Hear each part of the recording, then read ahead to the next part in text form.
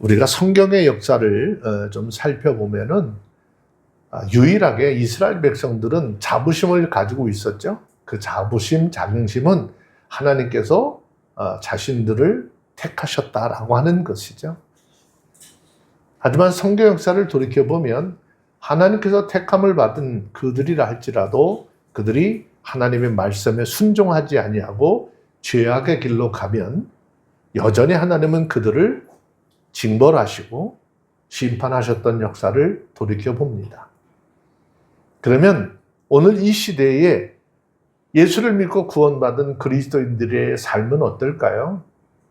우리 역시도 마찬가지입니다. 내가 교회를 다니고 지금 신앙생활을 하고 있다라고 해서 자긍하고 스스로 교만할 것이 아니라 하나님의 말씀을 따라 내가 믿음을 따라 살지 아니하고 말씀에 순종하지 않다면 이스라엘 백성들과 동일하게 하나님으로부터 또 질책을 받고 책망도 받고 나중에는 심판도 받을 수 있다는 사실을 기억해야 합니다. 많은 사람들이 성경을 보면서 이야기하기를 과거의 이스라엘 백성들만 그랬던 것처럼 이야기를 하는데 과거의 이스라엘 백성들의 삶은 과거 이스라엘 백성들의 삶이 아니라 오늘 이 시대를 살아가는 예수 믿고 구원받아 교회를 다닌다고 하는 모든 하나님의 사람들의 삶과 연결되어지고 있다는 사실을 늘 기억하시고 하나님 앞에 두려움과 떨림으로 우리의 신앙생활을 해나가고 우리의 믿음을 이어가는 그런 복된 삶이 되어지기를 원합니다. 이사야 선지자가 사역을 하던 그 시대에도 유대의 왕들이 여러 사람들이 있었죠. 우시야 왕이 있었고 요담 왕이 있었고 아하스가 있었습니다. 그리고 그 뒤를 이어서 히스기야 시대가 있었습니다. 이렇게 여러 사람의 왕이 있었지만 아하스 왕을 제외한 나머지 세 왕은 하나님으로부터 굉장히 훌륭하다라고 하는 평가를 받았던 왕이죠. 그런데 그들이 통치 기간에도 유다 백성들의 마음속에는 우상 숭배 의식이 굉장히 깊이 뿌리 박혀 있었기 때문에 하나님을 섬기는 왕들이 아무리 개혁을 하고자 했지만 그 백성들의 마음속에 굳게 자리 잡힌 그 우상 숭배 사상을 뽑아내지 못했습니다. 결국 유다 백성들은 그 결과가 하나님의 심판을 받게 되었습니다. 그래서 주전 586년경 유다는 바벨론 왕 느부갓네살에 의해서 멸망을 당했고 그 위용을 자랑했던 솔로몬 성전도 돌 위에 돌 하나 남지도 못하고 완전히 파괴되는 그런 참 슬픈 역사를 지니게 되었습니다. 이사야 선지자는 이와 같은 유다의 멸망을 이미 100여 년 전에 하나님의 말씀을 대언하면서 예언을 했었습니다. 이때 상황을 한마디로 표현을 한다면 영적인, 신앙적인 암흑기 시대였습니다. 그런데 이와 같은 암흑기 시대를 살던 이스라엘 백성들에게 하나님은 선지자 이사야를 세워서 하나님의 예언의 말씀을 주셨습니다. 그런데 그것은 가장 절망적인 시대에 새로운 소망을 주는 메시지였습니다.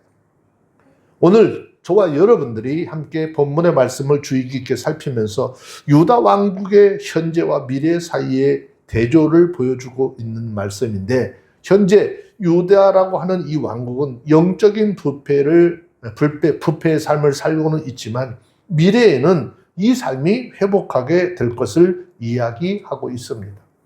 오늘 본문 말씀 중에 6절로 9절에 있는 말씀은 유다 왕국의 그 당시 현재의 삶이 어땠는지를 설명하고 있는 것인데 하나님께서 주의 백성 야곱의 족속을 버리신 원인에 대해서 너무나 잘 설명하고 있습니다. 유다에는 금은보화가 풍성하고 마병이 무수했지만 더불어 동방의 미신과 우상도 가득했기 때문에 천한 자나 귀한 자나 모두 점치고 우상에게 굴복하는 삶을 살았다라는 것입니다. 풍성한 금은보화는 유다를 물질 숭배 사상에 빠뜨려 버렸고 무수한 마필병거는 남의 것을 탈취하기 위한 도구로 쓰였고 이것으로 얻은 온갖 더러운 것들 때문에 유다는 영적으로 시궁창과 같이 되었고 이러한 이유 때문에 하나님께서는 유다를 버려서 심판에 처하게 만드셨다라는 것이에요. 그래서 당시 유다는 우상 숭배와 물질 숭배, 또 셋째로 하나님의 나라의 힘을 지나치게 믿으면서 하나님을 떠난 어둠의 삶을 살았다는 것이죠. 하지만 이사야는 더욱 찬란한 시대의 빛을 보고 있었다는 것이죠. 지금 현재 암울한 그런 상황만 본 것이 아니라 이 시대를 지나서 하나님께서 그들에게 새로운 빛을, 광명의 빛을 비나를 봤다는 것이죠. 그래서 이사야는 앞으로 새로운 시대가 올 것이고, 그때가 되면 여호와의 성전이 서 있는 시온산이 모든 꼭대기보다 높을 것이고, 이방 나라 사람들이 시온에 올라서 여호와의 전에 이르러 여호와의 도를 배우고 그 길을 행하고자 할 것이다 라고 예언을 하고 있습니다. 예루살렘으로부터 선포되는 하나님의 진리의 말씀이 온 세상에 전파될 때 이 땅에 전쟁과 분쟁이 그치고 영원히 영화롭고 평화로운 시대가 오게 될 것이라 라고 하는 예언인 것인데, 이것은 지금 이 시대를 살아가고 있는 우리 모두에게 동일하게 바라고 원하는 마음의 소원인 것이죠. 그래서 오늘 이 예언의 말씀을 함께 좀 살펴보면서 은혜를 나누는 그런 시간이 되기를 원합니다. 2절, 3절에 있는 말씀만 먼저 봅시다. 시작. 만일 여호와의 전에 산이 모든 산 꼭대기에 붙어 설 것이요 모든 작은 산에 뛰어다니니 만방이 그리로 모여들 것이다. 많은 백성이 가며 이르기를 오라 우리가 여호와의 산에 오르며 야곱의 하나님의 전에 이르자. 그가 그 도로 우리에게 가르칠 것이라 우리가 그 길로 행하리라 하리니 이는 율법이 시온으로부터 나올 것이며 여호와의 말씀이 예루살렘으로부터 나올 것입니다. 그랬어요. 여기서 말하는 말일이라고 하는 단어는 모든 것이 마지막 날이라고 하는 의미로, 종말론적인 의미로 사용이 되었습니다.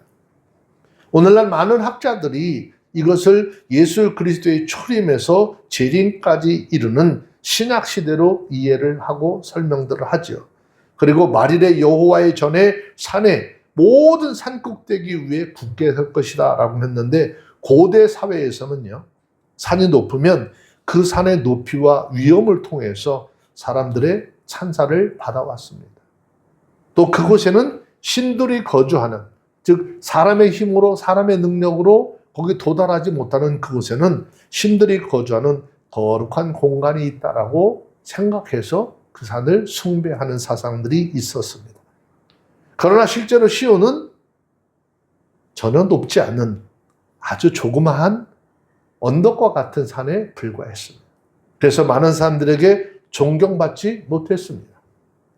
종말에는 모든 것이 극적으로 변화가 될 것인데, 그날의 시온은 가장 높아질 것이요, 그 영광 앞에서 다른 모든 산들은 평지와 다름없이 없어질 것이다 라는 말씀을 하고 있습니다. 그리고 만방이 그리로 모여들 것이다 그랬습니다. 이 말은 그 옛날 바벨탑 사건으로 말미암아서 온 세계 각처에 분산되어졌던 인류는 이제 하나님께서 행하시는 구원의 날에 다시 시온산으로 물밀듯이 몰려오게 될 것이다 라는 것을 이야기하고 있습니다. 결국 그들이 찾던 미신이나 우상 숭배가 잘못되었고, 거기에는 자신들이 원하는 것들을 얻을 수 없다는 것을 이제 그때 가서 깨달고 하나님 앞으로 돌아오게 될 것이다 라는 것입니다. 여러분, 우리가 살고 있는 현재 이 세상은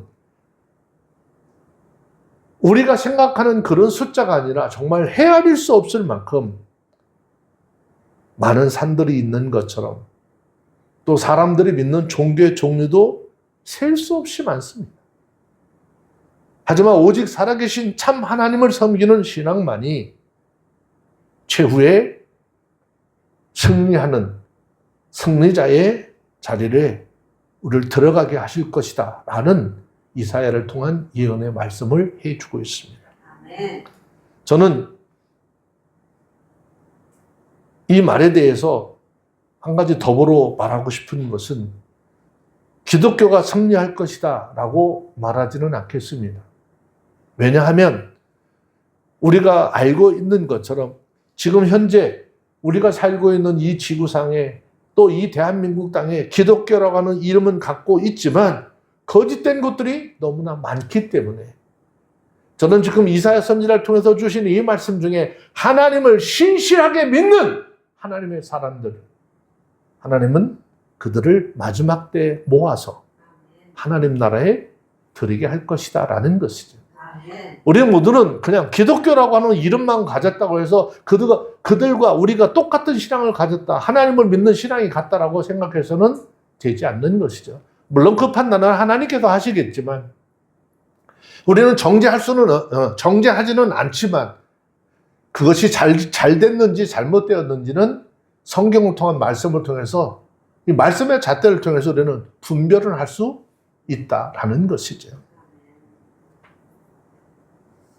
그러므로 참 하나님과 오직 그 하나님으로부터 보냄을 받은 예수를 믿는 사람들만이 온전한 승리자의 자리에 들어서게 될 줄로 믿습니다. 분명한 것은 지금은 잘 모르지만 산들이 무너져서 휩쓸려 내려가듯이 하나님의 말씀이 아닌 다른 어떤 이상한 것들을 따라가던 모든 것들은 다 무너져 버리고 말 것이다 라는 것이죠. 그래서 하나님께서는 사도 바울을 통해서도 우리에게 주신 말씀이 있잖아요. 갈라디아서 1장 8절에 있는 말씀을 한번 좀 봅시다. 하나님은 사도들을 통해서도 이렇게 성경에 우리에게 말씀하고 있는데 왜 그렇게 말씀을 깨닫지 못하고 있는지. 갈라디아서 1장 8절 봅니다. 다 같이 찾아서 한번 읽어볼까요? 시작. 그러나 우리가 혹 하늘로부터 원천하라도 우리가 너에게 전한 복음에 다른 복음을 전하면 저주를 받을지어다. 네, 사도 바울을 통해서도 그래요. 우리나 즉 하나님으로부터 보냄을 받았다라고 하는 사도들이나 또 그 사람의 신분이 어디서부터 하늘로부터 온 천사라, 아니 굉장히 귀하고 존귀하게 보이고 멋있게 보이고 대단히 보이는 사람이라 할지라도 사도 바울을 통해서 그들에게 전한 복음 외에 다른 복음 전하면 저주받을 것이라는. 그런데 문제는 이 승리의 삶이 지금 완성된 승리가 아니라 지금도 진행되어지고 있는 승리라는 것입니다. 이미라고 하는 말과 아직이라고 하는 그 사이에 지금 우리가 존재하고 있다라는 것입니다. 이렇기 때문에 데살로니가 후서 2장 15절에 보면 이렇게 말씀을 하고 있죠. 데살로니가 후서 2장 15절.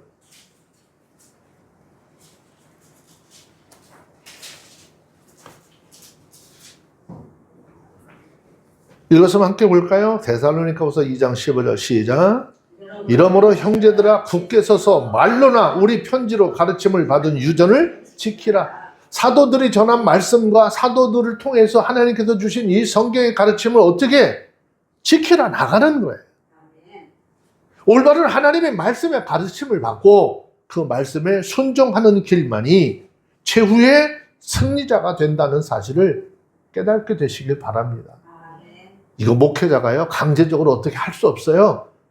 이거는 여기서 말씀을 이렇게 선포하고 여러분들에게 전달해 주는데 여러분들이 그 말씀을 믿고 따라가느냐 믿음을 지키느냐 그건 온전히 여러분들의 몫인 거예요. 강제적으로 좀 어떻게 해봤으면 좋겠는데 강제적으로 되는 것이 아니라는 것이죠. 특별히 본문 3절의 말씀해 보니까 뭐라고 그랬습니까? 많은 백성이 가며 이르기를 오라 우리가 여호와의 산에 오르며 야곱의 하나님의 전에 이르자 그가 그 도로 우리에게 가르칠 것이라 우리가 그 길로 행하리니 그랬어요. 많은 사람들이 지금 어떻게 시온산에 오르면서 어디에 오르자는 거예요? 하나님의 전에 이르자는 거예요. 그 이유가 뭡니까? 그 이유는 하나님으로부터 진리의 말씀을 배우기 위해서라는 것이죠. 그래서 그가 그 도로 우리에게 가르칠 것이다 라고 말씀하고 있는 것입니다. 세상 사람들의 눈에는 우리가 주일날, 수요일날, 금요일날 교회에 나와서 예배 드리는 것이 얼마나 어리석게 보일 수도 있겠죠. 그러나 하나님으로부터 부르심을 입은 사람에게는 예배를 드리는 일이 결코 작은 일이 아니고 소홀히 여기서는 되지 않을 일인 것입니다. 그 이유는 우리가 하나님의 말씀의 가르침을 받아서 그 말씀대로 살아야 할 소망이 있기 때문이죠. 하나님의 말씀을 따라 살아갈 때 우리는 소망이 있는 것입니다. 우리가 하나님의 말씀을 듣고 배우는 것은 단순히 지식과 학문을 넓히는 그러한 노력이 아니라는 것이죠. 오직 하나님의 말씀을 믿고 순종하고 그 말씀을 통해서 하나님이 우리와 약속하신 것을 이루기 위해서, 그것을 내 삶의 현장 속에서 드러나도록 하기 위해서 우리는 그 하나님의 말씀을 따라 살아가는 것입니다. 약속은요, 어느 한쪽이 어기면 그 약속은 온전히 이루어질 수 없는 것이죠. 그런데 하나님은 우리에게 영원한 하나님의 나라에 대한 소망을 주시고 그 소망을 이루도록 말씀을 따라 순종하며 살라라고 말씀하고 있죠. 갈라디아서 3장 29절에 보면 너희가 그리스도께 속한 자면 아브라함의 자손이요 약속대로 유업을 이을 자니라 라고 그랬습니다. 저와 여러분들이 예수를 믿는 믿음을 통해서 구원받고 예수 그리스도 안에 속해 있다면 우리는 당연히 아브라함의 자손이 되었다는 것이죠. 그리고 하나님의 약속대로 하나님의 나라를 유업으로 이어받을 자가 되었다라는 것입니다. 그러므로 우리가 예수 그리스도께 속한 사람들이라고 한다면 장차 하나님의 나라에 들어갈 소망을 이루기 위해서 항상 하나님의 말씀을 배우고 지키며 살아가야 하는 것이죠. 지금 모든 사람들은 육에 속해 있습니다. 그런데 이 육신의 장막은 일정 기간 동안의 생을 이루다가 언젠가 어떻게 해요? 다 무너지죠. 흙으로 돌아가게 되어져 있습니다. 성경을 통해서 우리에게 말씀하잖아요. 사람이 한번 죽는 것은 하나님께서 정한 이치라 그랬습니다. 그래서 사람은 육신의 생명을 본질로 알고 살아가면 안 된다라는 것이죠. 이 육신의 삶은 하나님께서 정하신 생명의 날의 길이가 정해져 있기 때문입니다. 생명의 본질은 육에 있는 것이 아니라 우리 영혼에 있는 것입니다. 그리고 이 영혼은 그냥 사는 것이 아니에요. 이 육신은 음식을 먹어야 살겠지만 우리의 영혼은 하나님의 말씀을 먹어야 사는 것입니다. 하나님의 말씀을 먹지 못하면 영혼도 힘을 잃어버리기 마련인 것입니다. 그렇기 때문에 하나님의 말씀의 가르침을 받아야 하고 또 하나님의 말씀이 그렇게 살라라고 명령을 하시기 때문에 우리는 육신의 정욕을 극복하고 말씀을 따라 살아가는 삶을 이루어 가야 하는 것입니다. 이러한 삶이 말씀의 지배를 받아서 삶은 풍요롭고 미래에 대한 소망을 갖게 된다라고 말씀하고 있습니다. 이사야는 바로 이렇게 하나님을 알지 못했던 사람들이 때가 되면 하나님의 말씀에 순종하고자 하여서 시온산에 올라서 말씀을 배우는 시대가 올 것이다 라고 예언을 하고 있는 것이에요. 100년 후에 일어날 일에 대한 이야기를 지금 하고 있는 것입니다. 자, 5절의 말씀에 내려가서 보세요. 5절의 말씀에 가서 보니까 뭐라고 그랬습니까? 한번 볼게요. 시작. 야곱 족속아 오라 우리가 여호와의 빛에 행하자. 네, 야곱 족속아 오라 우리가 여호와의 빛에 행하자 그랬습니다. 왜 하나님께서 이렇게 말씀하고 계시느냐라고 하는 것입니다. 본문에서 야곱 족속아 오라라고 했습니다. 이 말은 야곱의 집이라 그런 뜻입니다. 하나님의 선택된 가족으로서 이스라엘을 지칭하는 말입니다. 앞전에 비추어 볼 때 본문에서 아주 교묘한 대조법이 숨어 있는데, 즉 율법에 무지한 이방인들조차도 하나님 앞에 가까이 나오게 하는데 하나님의 백성된 이스라엘은 오히려 뒤로 물러가고 있느냐라고 하는 반어법을 지금 사용하고 있는 거예요. 너희는 왜 내게로 돌아오지 않느냐라고 말씀하고 있는 것입니다. 이 시대의 많은 그리스도인들에게 하나님은 말씀합니다. 생명의 말씀인 그 하나님의 말씀으로 들어오라는 것입니다. 그러나 여전히 말씀 안으로 들어오기보다는 육적인 것, 귀에 듣기 좋고 재밌는 것을 쫓아가고 있으니 주님 얼마나 탄식하고 있느니. 이유가 뭘까요? 왜 자꾸 도망갈까요? 6절에서 말씀하고 있는 게 그거죠. 이사야서 2장 6절 한번 볼까요? 시작. 주께서 주의 백성 야곱 족속을 버리셨음은 그들에게 동방의 풍속이 가득하고 그들이 블레셋 사람같이 술객이 되며 이방인으로 더불어 손을 잡아 언약하였습니다. 자, 여기에서 주께서 주의 백성 야곱 족속을 어때요? 버리셨대요. 이 말은 이스라엘 백성들의 자손들은 더 이상 하나님의 백성으로 인정하지 않으시겠다라는 선포인 것입니다. 왜 그들에 대한 보호와 의대를 거두셨다라는 것일까요? 그 결과 이스라엘 자손들의 미래가 매우 비참하게 될 것이라는 의미를 가지고 있습니다. 이스라엘 자손들은 하나님의 선민으로서 하나님께서 베푸신 은혜로 살아가는 사람들이었습니다. 그들은 오늘이라고 하는 이 날이 자신들의 힘과 능력으로 있는 것이 아니라 하나님의 보호하심이 있었기 때문에 존재할 수 있었고 존속할 수 있었습니다. 이스라엘 자손이 살던 팔레스타인은 지리적으로 군사적 충돌이 너무나 빈번하게 일어날 수밖에 없었던 그런 지역이었습니다.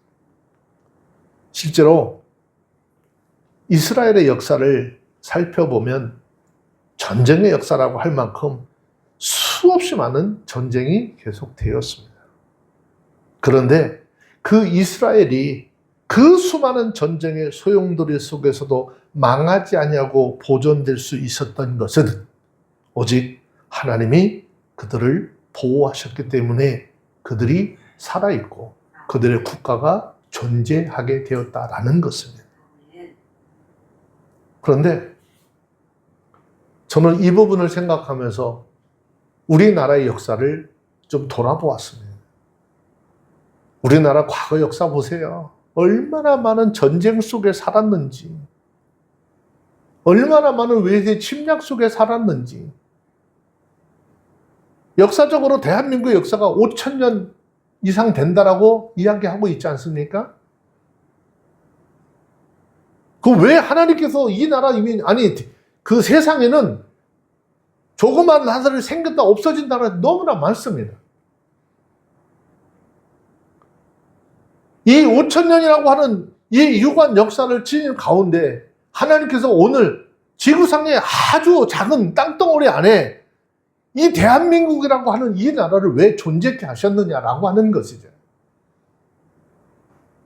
결국 하나님께서는 이 대한민국이라고 하는 이 나라와 민족을 통해서 하나님께서 계획하시고 또 하실 일이 있으셨기 때문에 지키시고 보호하시는 그런 은혜가 우리 가운데 있었다라는 사실을 기억하시기를 바랍니다.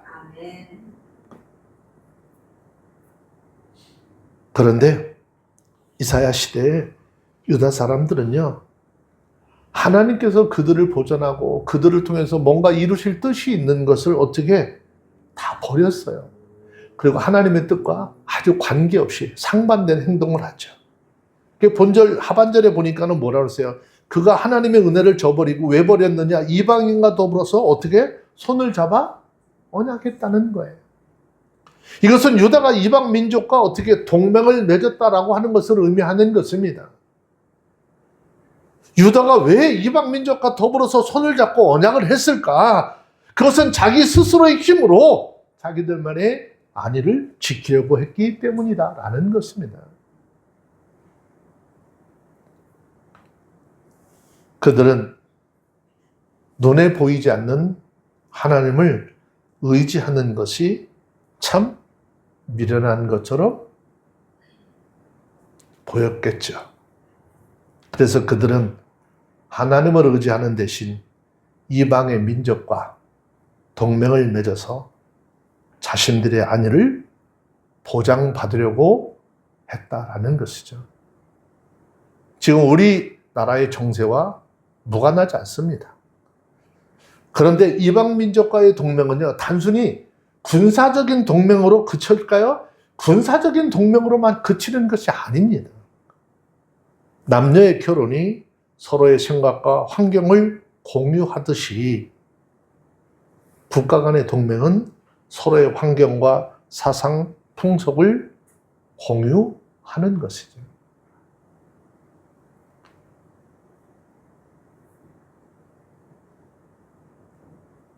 우리나라는 역사를 살펴보면 단일민족, 백이민족 얘기를 많이 들었었잖아요.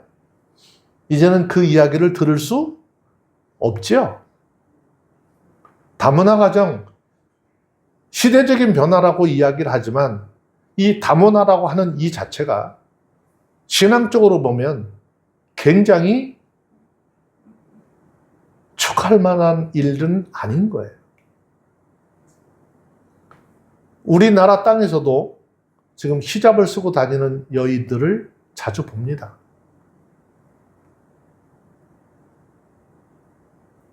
대한민국의 남자들이 무슬림으로 개종한 사람들이 많이 있습니다.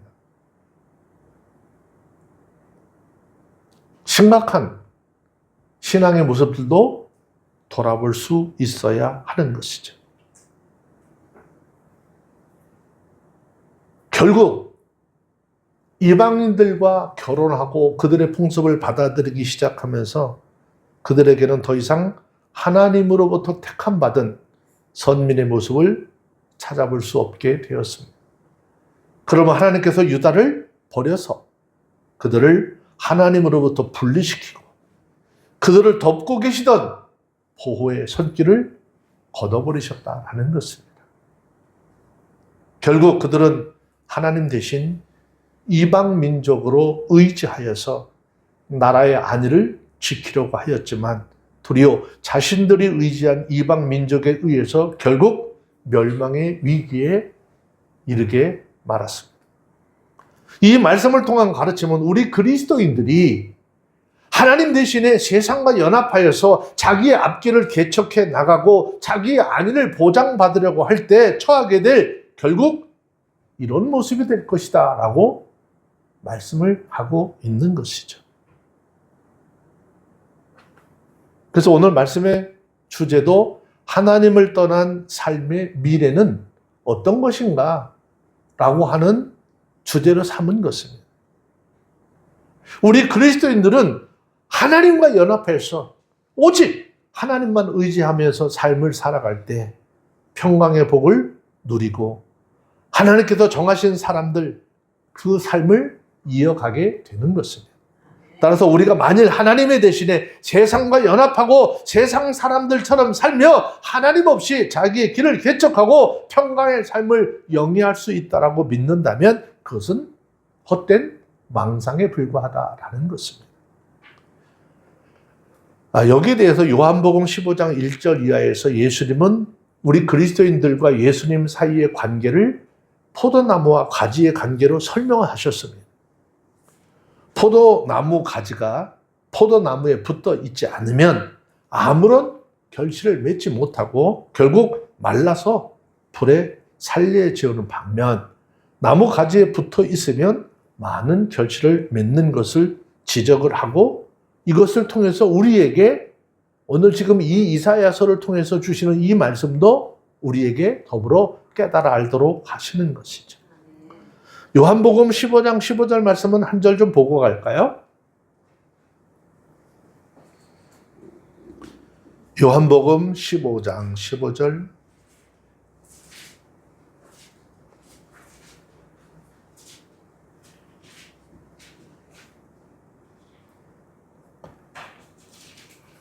찾아서 한번 읽습니다. 시작. 이제는 너희를 지키지 아니하니 죽은 주에 대한 것을 알지 못함이라. 네? 요한복음 15장 15절에 나는 포도나무요?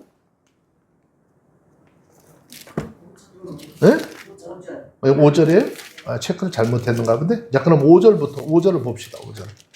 읽습니다. 시작. 나는 후손으로 너희는 같이 너가 내 안에 내가 있으면 이 사람은 같이 하나님 했나니 나를 떠나서는 너희가 아무것도 할 수 없으리라. 나는 포도나무에 너희는 가지니 저가 내 안에 내가 저 안에 있으면 이 사람은 어떻게 과실을 맺나니 나를 떠나서는 너희가 아무것도 할 수 없습니다. 여기서 얘기하는 그 열매는 무슨 열매예요? 세상적인 열매 얘기하는 것이 아니에요. 하나님 보셨을 때 기뻐 받으실 만한 믿음의 열매, 신앙의 열매들을 이야기하는 것입니다. 우리는 하나님과의 관계를 잘 이루며 살 때 의미 있는 삶을 살 것이고 가치 있는 삶을 살 것이고 유익하고 복된 삶을 살아갈 수 있는 것입니다. 그러므로 참으로 의미 있는 삶, 가치 있는 삶, 성공적인 삶, 축복의 삶을 살아가기를 원한다면 우리 모두는 눈에 보이는 세상의 것들, 세상 사람들, 강대국들 의지할 게 아니라라는 것입니다. 하나님을 버리고 이런 것들을 쫓으려고 하면 이런 것들이 우리의 삶에 어떠한 유익을 주는 것이 아니라 결국 하나님과 멀어지게 하는 것이고 참된 축복에서 우리를 떨어뜨리는 결과를 초래할 뿐이다 라는 것입니다. 지금 현재 저와 여러분들이 처한 삶의 상황이 어렵거나 또 감당을 해야 될 문제들이 크고 두렵더라도 하나님을 믿고 의지하고 삶을 살아갈 때 하나님께서는 그 믿음을 보시고 우리의 삶을 편하게 하실 줄로 믿습니다. 자, 그러면 한 가지만 더 생각해 보자고요. 왜 하나님께서는 이스라엘 백성들을 버렸을까? 왜 하나님께서 이스라엘 백성들을 버렸을까? 이유에 대해서 7절에 있는 말씀을 하고 있어요. 7절에 있는 말씀 한 절 더 봅시다. 시작. 그 땅에는 은금이 가득하고 보화가 무한하며 그 땅에는 마필이 가득하고 병거가 무수하며 그랬어요. 이방 사람들과 자유롭게 교섭을 한 결과가 뭐죠? 이스라엘 땅의 경제적인 부와 또 그것을 상징하는 은과 금, 그 다음에 군사적인 힘을 상징하는 마필 역시도 가득하게 되었다는 것이죠. 이것은 이제 이스라엘 백성들이 하나님을 의지하기보다는 자신들의 경제적이나 군사적인 힘을 의지하기 시작했다라는 말입니다. 하지만 우리가 분명하게 알아야 할 것이 있어요. 아무리 많은 것을 내가 소유하고 내가 가지고 있다 할지라도 하나님이 함께 하지 않으면 아무리 많은 무기를 준비한다 할지라도 이길 수 없다라는 것이죠. 자, 성경 한 구절 좀 볼까요? 사무엘상 17장 47절.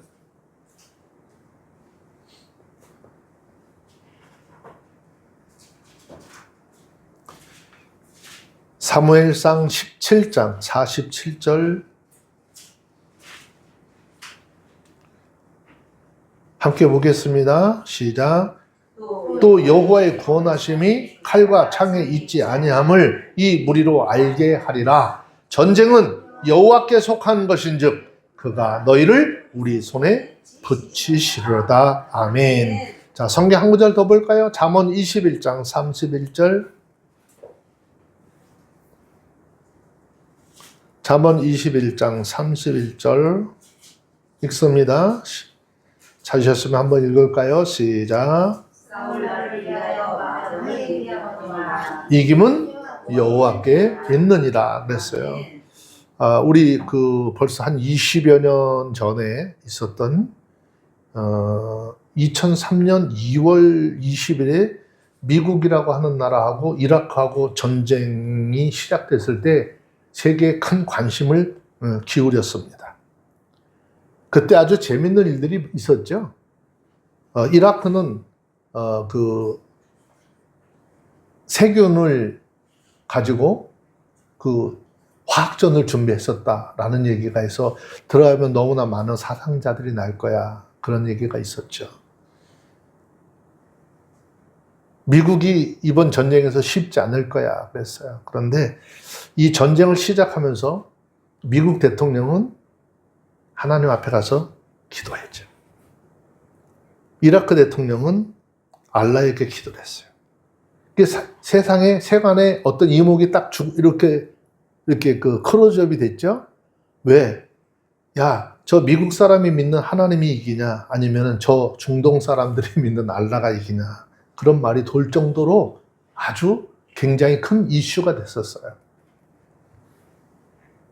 물론 우리가 역사를 통해서 이미 알고 있는 것처럼 이 전쟁은 미국의 일방적인 승리로 끝났죠. 사람의 힘으로 아무리 완벽한 준비를 한다고 할지라도 하나님이 함께 하지 않으면 끝.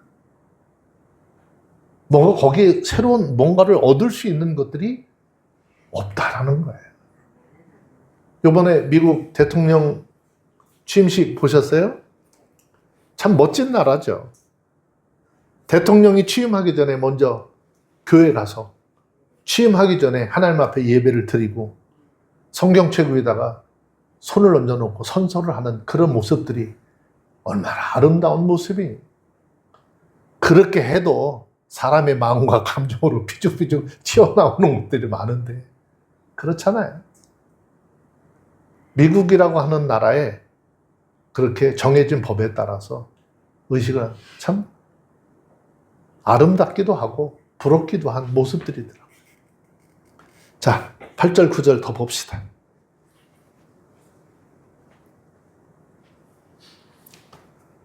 이사야서 2장 8절, 9절 더 봅니다. 시작. 그 땅에는 우상도 가득하므로 그들이 자기 손으로 짓고 자기 손가락으로 만든 것을 공경하며 천한 자도 절하며 귀한 자도 굴복하오니 그들을 용서하지 마옵소서 그랬어요.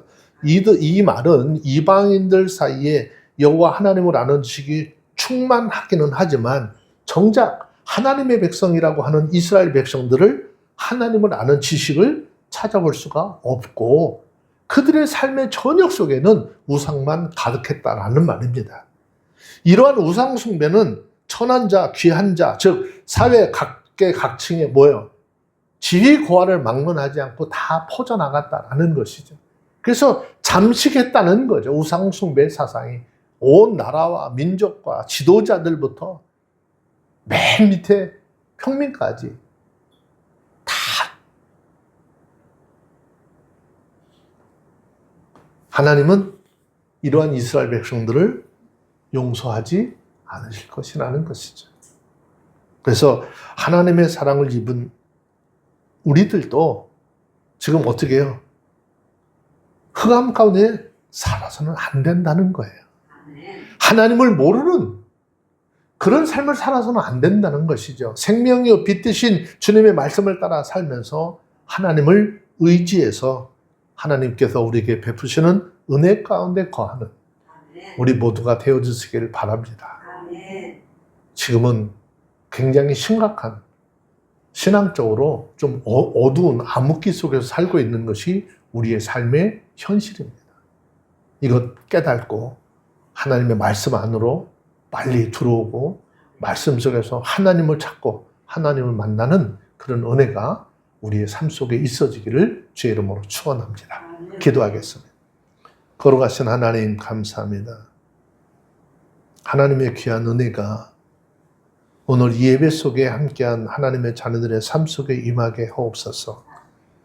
하나님 앞에 택함받은 선민이라고 자랑했던 유다의 백성들이 오히려 하나님의 말씀을 버리고 세상 것을 쫓아 살아가서 하나님으로부터 버림을 받았다는 오늘 말씀의 가르침을 쫓아 이 시대 우리도 예수 그리스도를 통해서 구원받은 하나님의 백성이라고 자부하지만 그 삶 속에 하나님의 말씀에 순종하지 아니하고 세상의 것을 쫓아 살아간다면 결코 하나님으로부터 버림을 받을 것이라는 사실을 깨달아 알게 하시고 우리의 신앙, 우리의 믿음을 온전히 세워갈 수 있는 하나님의 사람들의 삶이 되게 하여 주시옵소서. 우리 주 예수님의 이름으로 기도합니다. 아멘.